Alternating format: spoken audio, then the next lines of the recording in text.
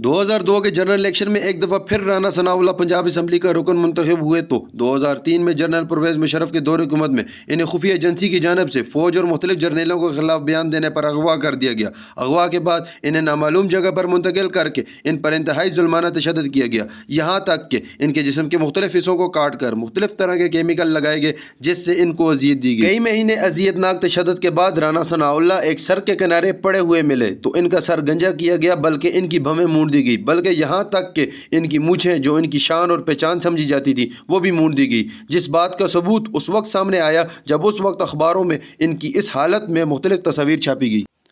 और इस बात का राना सनाउल्लाह कई दफ़ा अपने कई इंटरव्यूज़ में एतराफ़ कर चुके हैं और इनका इस तशद्दुद के बारे में ये भी कहना है कि मेरे बालों की कुदरती ग्रोथ भी बुरी तरह मुतासर हुई है। कहा जाता है कि तशद्दुद के दौरान इन्हें नून लीग का साथ छोड़ने के लिए बार बार कहा गया, मगर राना सनाउल्लाह ने जुल्माना तशद्दुद और टॉर्चर के बाद भी नून लीग को ना छोड़ा। यही वजह है कि जब नून लीग और राना सनाउल्लाह 2013 में हुकूमत में आए थे तो राना साहब ने एक प्रेस कॉन्फ्रेंस के दौरान सवाल का जवाब देते हुए कहा कि अगर परवेज़ मुशर्रफ मेरे हाथे चढ़ जाए तो मैं अपना हिसाब ज़रूर बराबर करना चाहूँगा, जिसका सीधा और साफ मतलब ये था कि राना सनाउल्लाह परवेज़ मुशर्रफ को जेल में डालकर इनकी धुलाई करना चाहते थे। बात यह है कि राना सनाउल्लाह 2008 पर और फिर 2013 के जनरल इलेक्शन में नून लीग के टिकट पर फैसलाबाद से रुकने पंजाब असम्बली मुंतखब हुए। 2018 के जनरल इलेक्शन में राना सनाउल्लाह नून लीग के टिकट पर फैसलाबाद से रुकने पंजाब असम्बली मुंतखब ना हुए, मगर कौमी असम्बली के रुकन मुंतखब होने में कामयाब हो गए। एक बार फिर जब राना सनाउल्लाह को कैदोबंद में डाला गया तो राना सनाउल्लाह ने इंकशाफ किया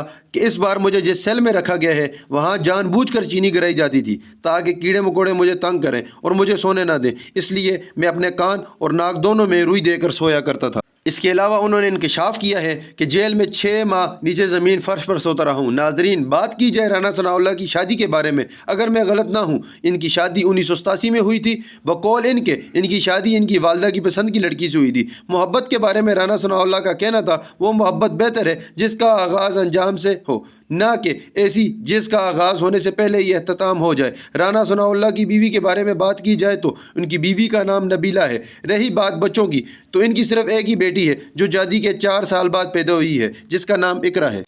और उनकी बेटी की शादी 2011 में हुई है उसकी शादी राना सनाउल्लाह के भांजे से हुई है जिससे राना सनाउल्लाह की वालदा ने ही पाला था। लेकिन दिलचस्प बात यह है कि इकरा का कहना है कि मैं मुस्तकबिल में सियासत में आना चाहती हूँ, मगर इसके बरक्स मैं आपको एक बात बड़े अफसोस से बताता चलूँ कि राना सनाउल्लाह ने एक टीवी इंटरव्यू में कहा था कि ये बहुत अच्छा डांस कर लेती है। शायद मेरी बेटी पहली दुल्हन है जिसने अपनी शादी में खुद डांस किया है। अली व्लॉग के चाहने वालों, आप इस बात से बखूबी वाकिफ़ होंगे कि राना सनाउल्लाह अपने तेज़ बयानात और मुखालिफिन की बोलती बंद करने में मशहूर है, मगर लोगों पर रोब दबदबा करने वाले राना सनाउल्लाह की घर में एक नहीं चलती। इनकी बीवी का कहना था कि राना साहब की सबसे अच्छी बात यह है कि वो मेरी हर बात मानते हैं, शायद इसलिए लंबी मोटी मूछें होने के बावजूद इन्हें मैं म्याऊं करके पुकारती हूँ। तो उनसे पूछा गया कि आप बताना चाह रही हैं कि राना सनाउल्लाह साहब कंजूस हैं, तो उन्होंने कहा कि राना साहब कंजूस नहीं है बल्कि मैं ख़ुद कंजूस हूँ। और उन्होंने एक और बात से भी पर्दा उठाया कि जब राना साहब रोमांटिक मूड में होते हैं तो वो खिलखिलाकर हंसते हैं, और जब राना साहब गुस्से में होते हैं